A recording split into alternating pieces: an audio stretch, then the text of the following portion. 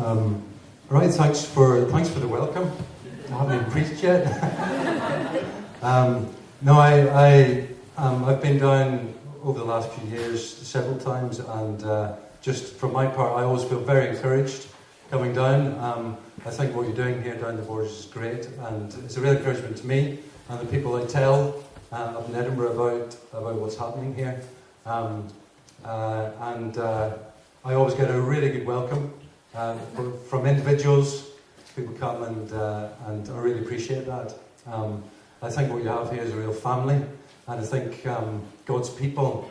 I think one of the overriding things in the New Testament is that the people of God should be a family, and that's happening here, which is such a blessing when I come down. I've been asked to speak today. You're doing a series on looking at the life of Jesus and times when people were amazed at Jesus. And I've been given Luke 8, the calming of the storm. And I'm just going to, hopefully the water won't. Yep, that's great. I'm just going to do that.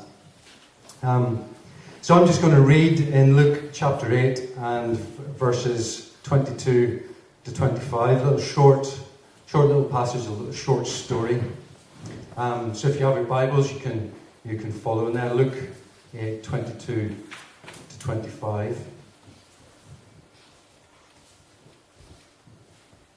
One day Jesus said to his disciples, "Let us go over to the other side of the lake." So they get into a boat and set out. As they sailed, he fell asleep. A squall came down on the lake, so that the boat was being swamped, and they were in great danger. The disciples went and woke him, saying, "Master, Master, we're going to drown." He got up and rebuked the wind and the raging waters. The storm subsided, and all was calm. "Where is your faith?" he asked his disciples. In fear and amazement, they asked one another, "Who is this? He commands even the winds and the water, and they obey him." I don't know if you've known someone and they've done something to surprise you, or if you've just met someone that seems very unassuming and they've done something to surprise you. Several weeks ago I was interviewing some prospective students to come on the teacher education courses at Murray House, and this quite unassuming young woman stood up and to deliver a mini lesson as part of the interview. And then partway through a lesson, which was to do with using folk music as historical sources. She was going to be a history teacher. And she suddenly burst into song to illustrate one of the folk tunes. And she had an amazing voice. Both me and the other interviewer literally and the other interviewees were there as well. And she just illustrated her point with just a cappella, just stood and sang this song. Absolutely, I was amazed. Or someone that you know really well. So yesterday, I had the privilege of marrying some friends, and on Friday night did a little practice with them. This is how it was just a small. I'm just going to have. Well, it started off as 15 people, and then I think for the actual marriage bit, I think it was 45 people were there. So it's slightly bigger than they had planned, but they decorated the room, and all stereotypes aside, it was my friend Patrick who took over the decoration. He had a lovely centrepiece, flowers and candles, and every seat had a decoration on the back. And I was just like, I'm trying to reconcile. Patrick has done this great, amazing decoration. He had done stuff where the reception was as well. It was just this skill that he'd never let on that he had. And so people amaze us all the time as we get to know them. They reveal stuff about themselves. And this story of Jesus and the calming of the storm is one of those times where Jesus does something and he reveals something else about who he is, and the disciples are just amazed. He reveals a little bit more of who he is and what he wants to do on this earth and why he came. And in the story, there are two questions asked. So Jesus asked the question, where is your faith? And the disciples asked the question, who is this? And I think that this story is a really good place to explore those two questions. So who is this? Who is Jesus? And a question to us, as Jesus questioned the disciples, a question to us as well. The second question is, where is your faith? And I think we've already sung the fact that we believe, Hope Church believes, that our faith is to be placed in Jesus. So that's the answer. But I'm still going to do a sermon. Okay. So I'll keep coming back to those two questions. Who is Jesus? Where is your faith? Because I think those two things, those two questions, the answers to those two questions are connected. Right.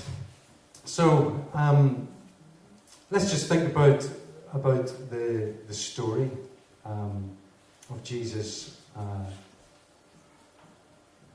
and this storm. So Jesus is with the disciples. It's in the early days of his ministry.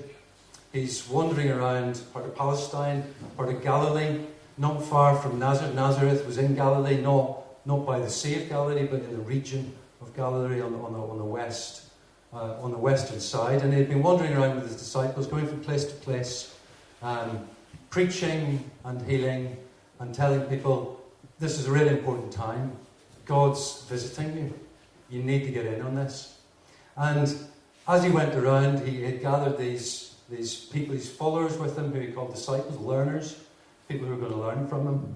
And in this part of Luke, that's really what's happening in the first part of Luke, up until chapter 9. Jesus is just teaching his disciples. Yes, he has this public ministry, but he's slowly, bit by bit, revealing who he is and why he has come. And so he says to the disciples one day, let's get into the boat. Some of the disciples were fishermen. They had a boat on the Sea of Galilee, good fishing lake. And they jump into the boat, and he said, let's go over to the other side, so to the eastern side. Now that isn't part of the region of Galilee. And so you get into the boat. Jesus promptly falls asleep. I don't know what you're like as a sailor. I don't know if you've had any bad experiences or good experiences sailing. I've had both. I've felt very seasick on the way over to France in a catamaran. It was quite uncomfortable. And on other times I've been on sailing boats that have been wind in the sails, whipping along, enjoying the moment. But Jesus was obviously a good sailor, fell fast asleep. In fact, in Mark's Gospel, they say he was so comfortable he had a pillow.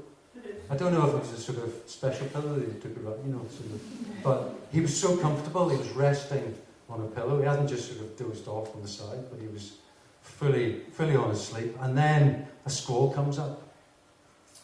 And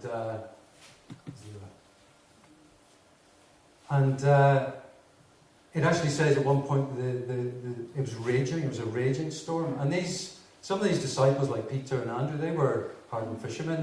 They took their living from the Sea of Galilee. For them to get in the stage where they were starting to be slightly concerned for their well-being, because it says they were frightened for their life. That this was a major storm. And if you've ever been on the coast looking at a storm, you can see the power of the natural world is encapsulated in a storm. The noise fills your ears. The sound, the height that waves can get along the coast. You've seen waves along the coast sort of leap over the houses that are on the coast. The power in the wind and the power in those waves. For a small boat, probably rowing boat, maybe with occasionally aided by a small sail, but they would have been rowing across. They were just at the mercy of this huge, powerful force of nature. And so these hardened fishermen, in the end, with the water filling the boat, they were fearing for their lives, eventually go and wake up Jesus. what is it? I was just thinking, someone who can sleep so soundly through a storm which is filling the boat. It reminds me of teenagers, certain teenagers. I was just reflecting on parenting. You spend the first part of your parenting life trying to get them to sleep and trying to get them to stay in bed. And then they reach a certain age and I seem to spend my time trying to get them up. And just in case this gets back to my own children, this doesn't apply obviously to all teenagers, because I've got two 16-year-old daughters who take umbrage at all teenagers being lumped into the same boat. So some teenagers, particularly my two 16-year-old daughters, I just imagine they can sleep for 12 hours, and if they don't set their alarms, how do you get them up? Anyway, Jesus, this sleep, and eventually the disciples come and wake him up. As soon as he just stands up, and with a voice command, he stops everything, which is amazing. There's no incantation, there's no pleading, there's no magic arts, there's no big long introductory prayer, there's no trying to get God to do something. He just says, wind, stop, and that's it, just with his voice, just with a word. And that's what the disciples were amazed at. Who is this? Amazed. They say, who is it? Who is more powerful than the forces of nature? Who, with just a word, can change the weather just like that? Who is this? I don't know how well you know Jesus, but we're going to explore, and I'm going to help us think about who I think the Bible is revealing Jesus to be. So I think if the disciples going through that, maybe on reflection, this story of stormy waters being calmed, I think it would have triggered in their heads other stories from the Old Testament, stories from the stories of the people of God through the ages. And I think a story would have gone right back to the beginning of time, when there was only God, and he was creating, and said, and over the chaos of the waters, he spoke a word and spoke this world into being. And I think there's something very similar to that. I think there would have been something the disciples going, who is this? This reminds me, there's only one other person that we know who over chaotic waters and with a word can create calm and peace and order and unity.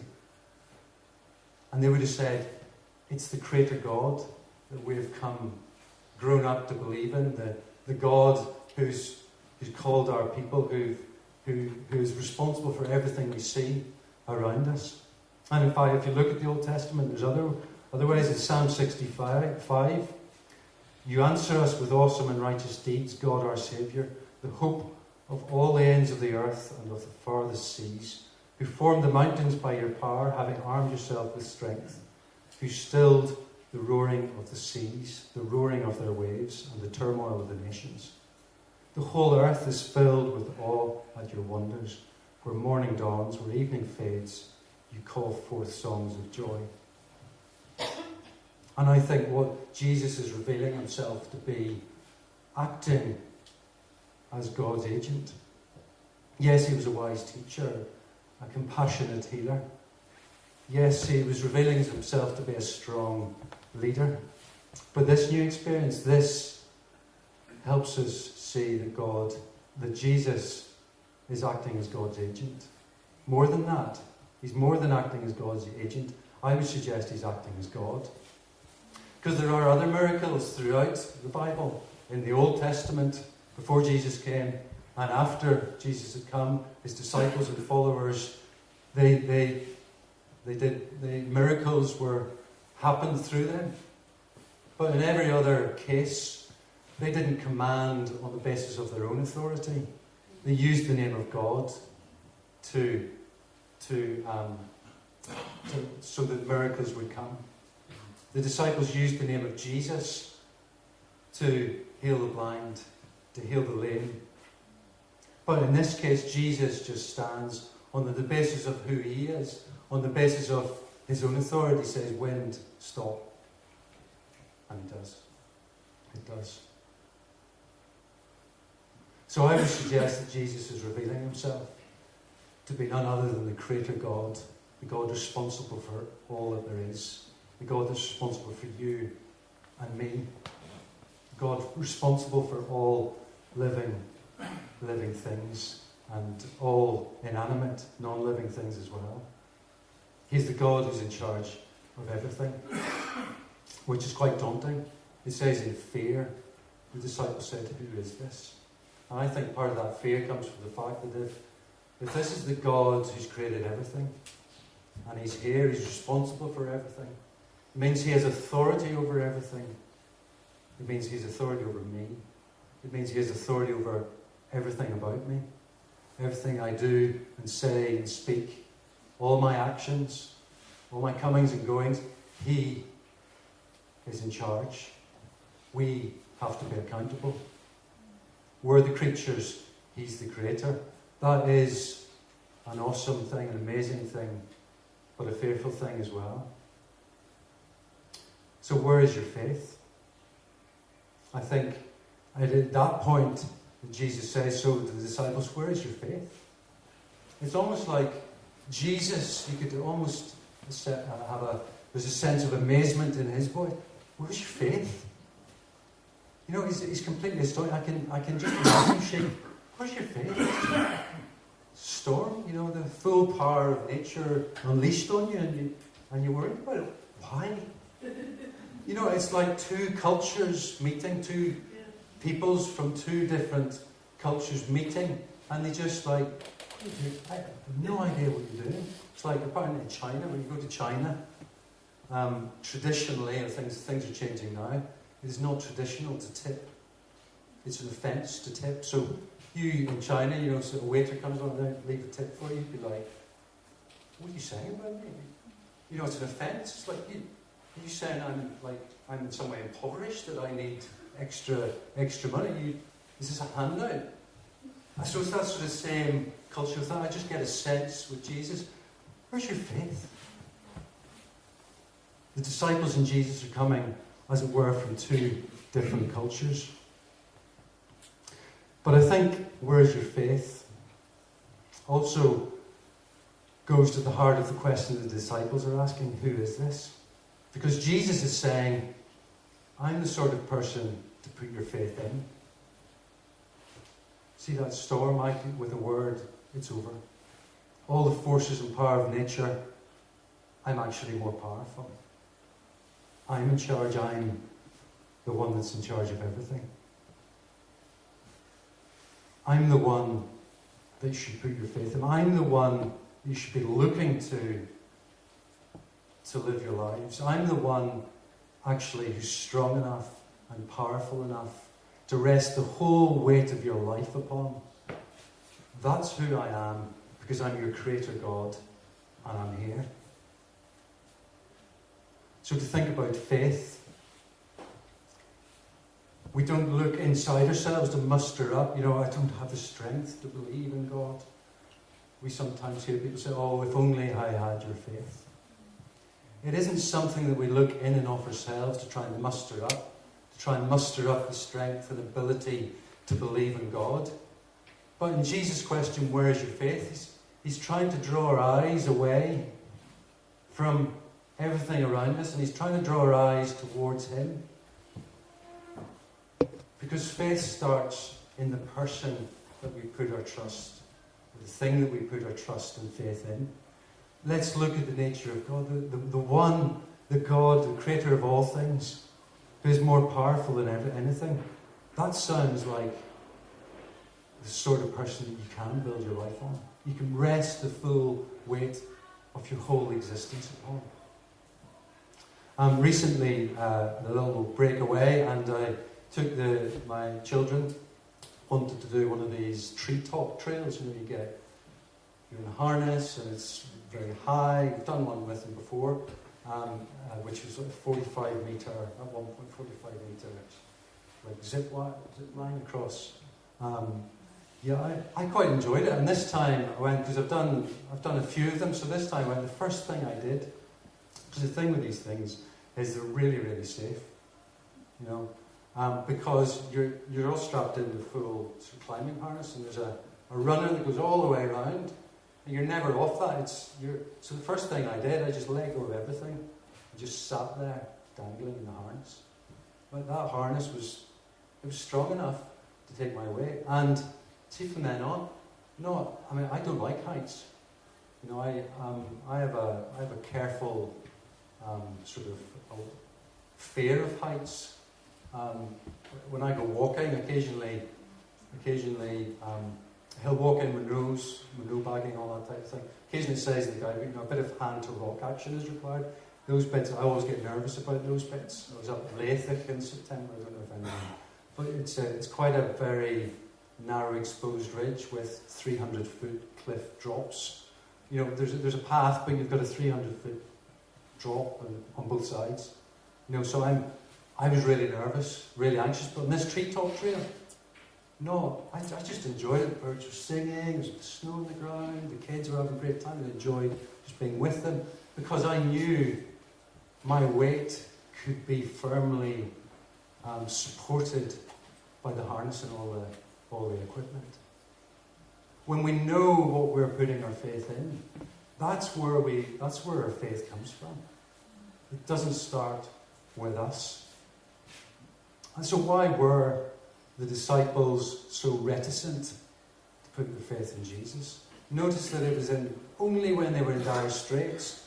The boat was filling with water. They were fearing for their lives. Only there would they go, Jesus, can you wake up?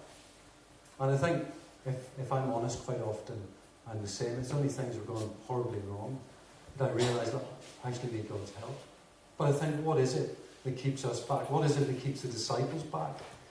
And I think there are three things. The first thing is that they were putting their faith in themselves. Peter and Andrew, we've been on storms before on the day. We know what to do. Just let's get the sail down. Let's row. Yeah, we need to row like this, and it's fine.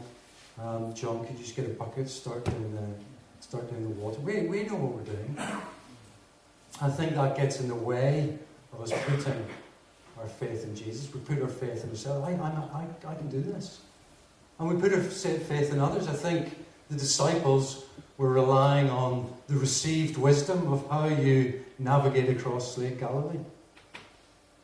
And that's really the wisdom of others. They were like, we've done this before. My dad was in a bad storm. This is what he did. And we just go for it like this. So first two things, there's others and ourselves. We put faith in those above our faith in our Creator God. And that gets in the way. And I think there's another thing, because it says they were frightened. They were frightened of this storm. And what they're basically saying is this storm is more powerful than Jesus. So the things that we're frightened of get in the way of putting our full trust, resting the full weight of our life on Jesus. So three things. There's others, ourselves, and the things that we fear, that we think are more powerful. And that song we sang, when the things of earth go strangely dim. The focus of that is let's fix our eyes on Jesus, because it's in Jesus. That's where your faith starts. Your faith starts in getting to know Him, in allowing Him to reveal who He really is. And when you realise, like me sitting in the harness, that's secure enough, this is going to work,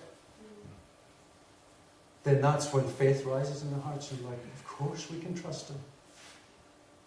The one who has all power over nature, the one who has created everything around us. So my first challenge is, where is your faith? Is your faith in others? In yourself? Is your faith in the things that you fear? Have you put those, functionally, you're living as if those are more powerful than Jesus? Or is your faith in the real Jesus? Or maybe your faith is in a Jesus that you thought you knew, where actually you're living as if He isn't the most powerful. that he doesn't have full control over your life and authority. And he doesn't have full authority over everything in this world. A Jesus who is limited, like I think the disciples had a limited view of who Jesus was to begin with in this story. Or is your faith in the Jesus who's the creator of everything and powerful and authority over all? Second thing, and I hesitated before giving the title to this, Personal Saviour. This comes with a whole load of baggage for some of us who have grown up in churches. Personal Saviour, it's not used as much these days. But I think it's the best way to describe this next bit of who Jesus is. Because I was thinking, just because someone's really powerful and has loads of authority, doesn't mean they're going to do something for you. So if I don't know who sort of the biggest landowners are around in these parts, wealthy, Duke of Buccleuch. So Duke of Buccleuch, so if I just phone him up now and say, "Hi, Steve here, can I, bit of bother, can you give me, I'm running out of bit of cash, I need the cash, I need the help." Is he going to? No. Quite adamant. So probably not.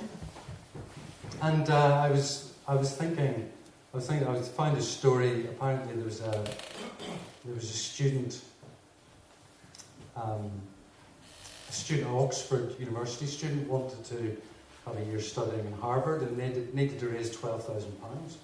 And so she started up a crowdfunding thing online. I don't know what that means, I'm just repeating the words.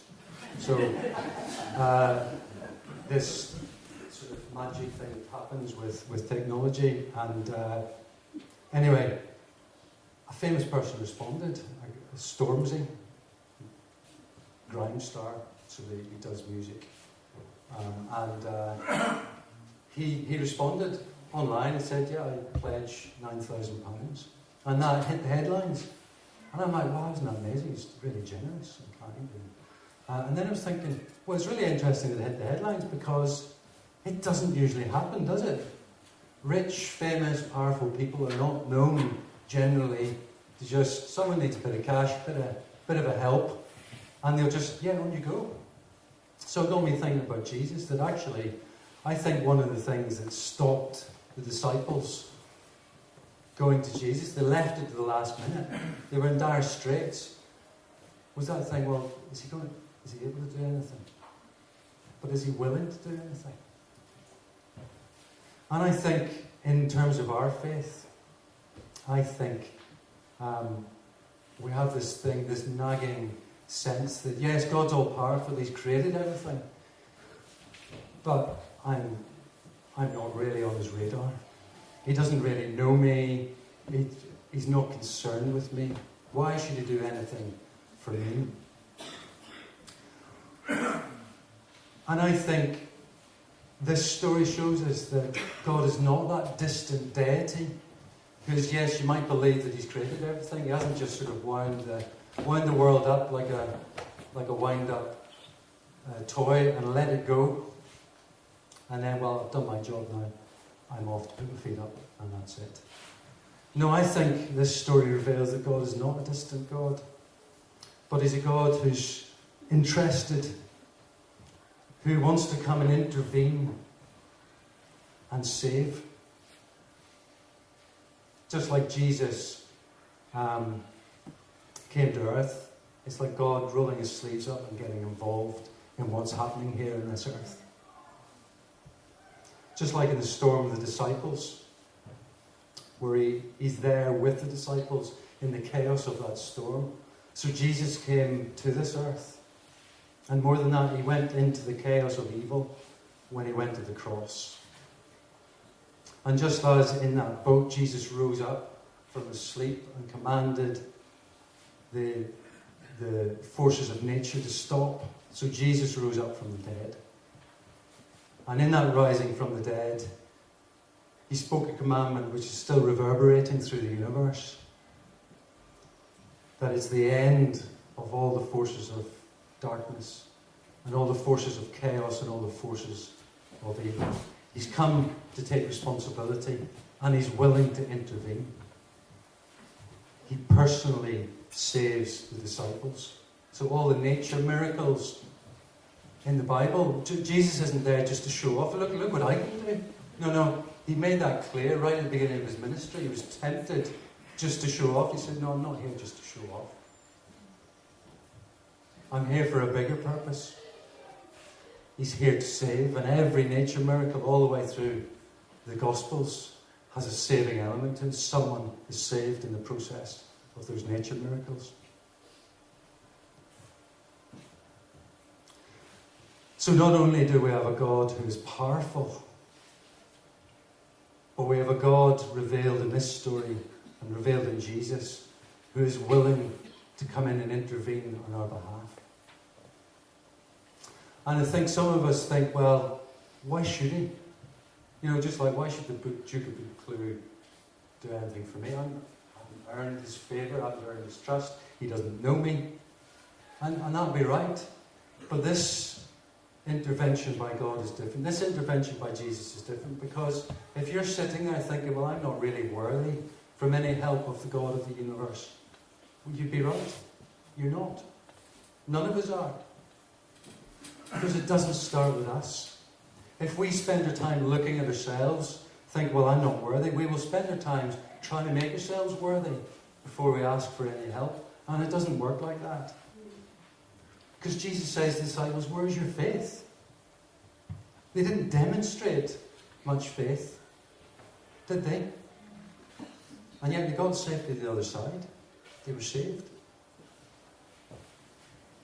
It isn't in the amount of faith we can muster in ourselves. It's looking away from everything else and looking at Jesus and understanding who he is. And the fact that he comes and intervenes comes from his character, comes from deep in the character of God. He intervenes not because we're worthy, not because we've done anything to deserve his intervention or his notice, but he comes and saves because of his love. A love that loves for the sake of loving. So he saves individuals, he saves on a personal basis. Not when we get enough brownie points or enough credit. But he saves just because that's his nature, to love. Unconquerable love. In the Old Testament there's a word hesed, and it can't be translated in one word in English. It's loving kindness, or covenant faithfulness, dependable love, everlasting love, the sort of love that you can set the full weight of your life upon. And some of you are still thinking about that Oxford student, thinking, why should an Oxford student get £9,000 from Stormzy? Right, completely unworthy. That's right, completely unworthy. That's just like us. So we spend at times, don't we, think about everything. Well, why should they get it? It's that same thing. Because we base our lives on an economy that is not in line with God's kingdom. An economy which is to do with effort and what I can do and what I can achieve. None of us are worthy. N.T. Wright, former Bishop of Durham, now finishing off his career at St Andrews University as an academic. He writes several points in his writings. He said when he is in conversation with an atheist, one of the questions he asks them is, so what sort of God don't you believe in? And I think this passage and what I'm trying to say the same thing. What sort of God don't you believe in? Because, and his conversations usually end up with, I don't believe in that type of God either. Let's have a look at Jesus. And I think a lot of us have preconceptions about who God is. Might be our experience or family or upbringing. But I think if we can set those aside for a moment and say, well, who is Jesus really saying he is here? What sort of God is it who's asking me to put our faith in? We'll actually be amazed, and the more we look into Jesus, the more we'll go, this is easy to put this full weight of my life in it because unconquerable love like that, who just loves me when, I've not done anything to deserve it, who's powerful beyond measure.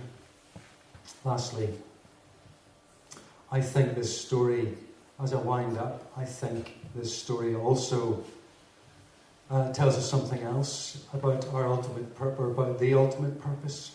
You see, Jesus, in thinking and believing in a creator God, he's created everything for a purpose. He's created this world for a purpose. He's created you for a purpose.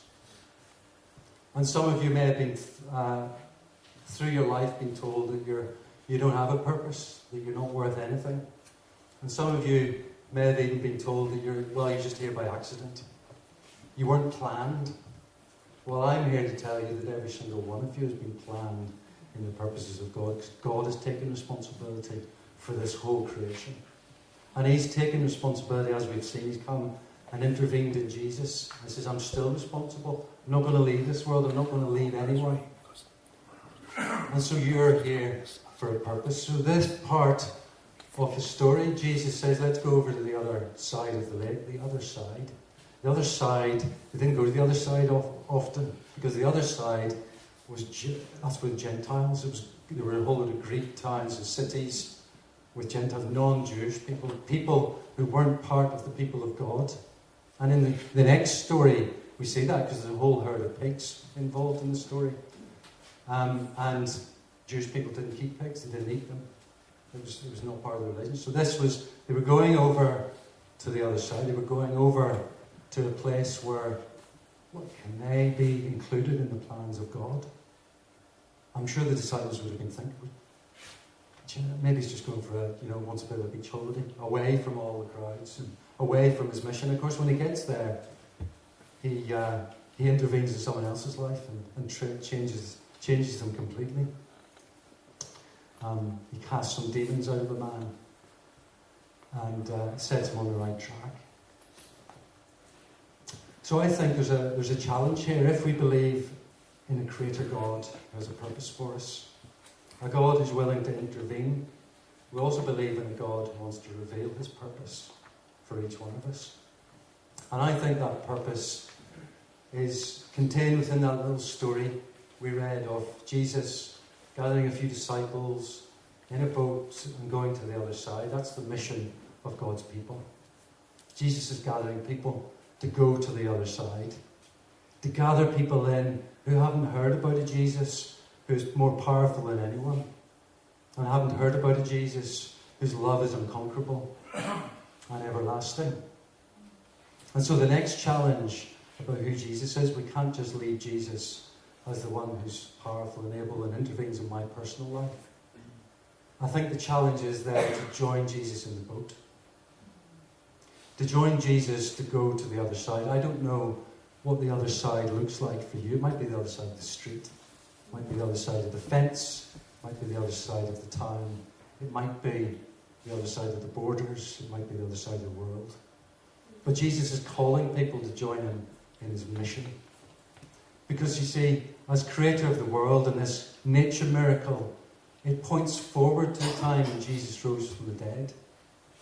He rose bodily from the dead because that was the first part of the new creation. Jesus hasn't just come to take one or two individuals to heaven. Jesus' mission is much, much bigger than that. He's come to renew the whole earth. He's come to set everything right. The cross and the resurrection was about the start of that, was putting that into motion. So just the fact that he's in charge of all of us, he wants to be in charge of the whole earth. And that is not just about individuals, but it's about communities, it's about whole neighbourhoods, it's about the economy and business, it's about farming and the environment.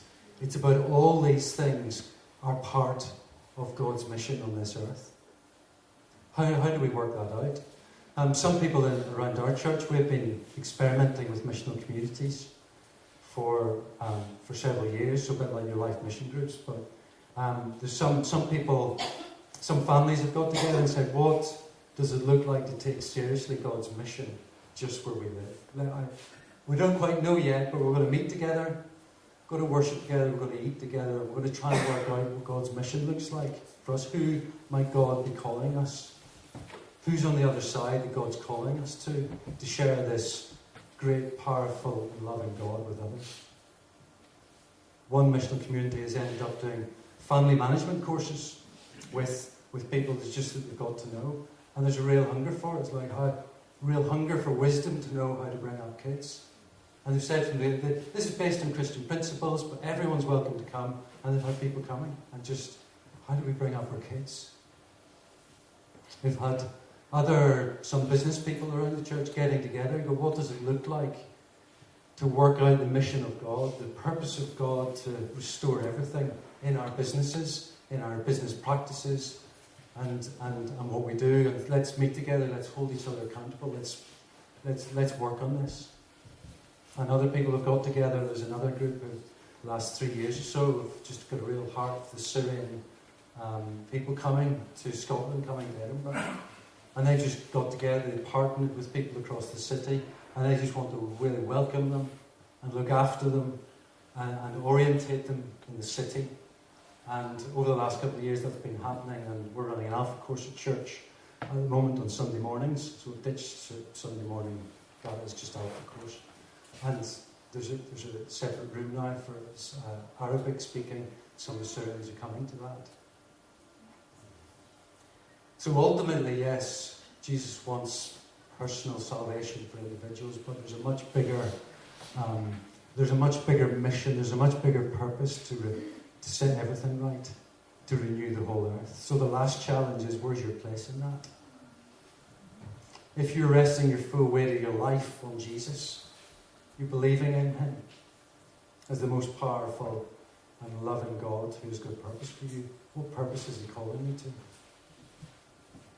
What's the other side for you?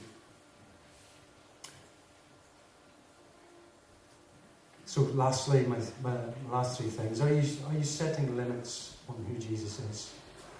Are you setting limits on his power or the scope of that power over you? Are there parts of your life that you think, no, Jesus doesn't have power over that? But maybe he's challenging you today. Maybe he does have power over that. Maybe you're being challenged to actually consider Jesus for the first time. Is he the Creator God come to take notice of me? He's powerful enough to cope with anything in your life. Powerful enough to overcome anything that is keeping you back from being a flourishing human being. And he's so willing to do it because he loves you. He loves you so much. A love that went to death on your behalf. Or maybe you're being challenged today. What is the purpose of God? What purpose does Jesus have for me to join him in his mission to bring his healing and restoration and salvation to the people around me and to the times we live in? So I'm just going to pray to finish with.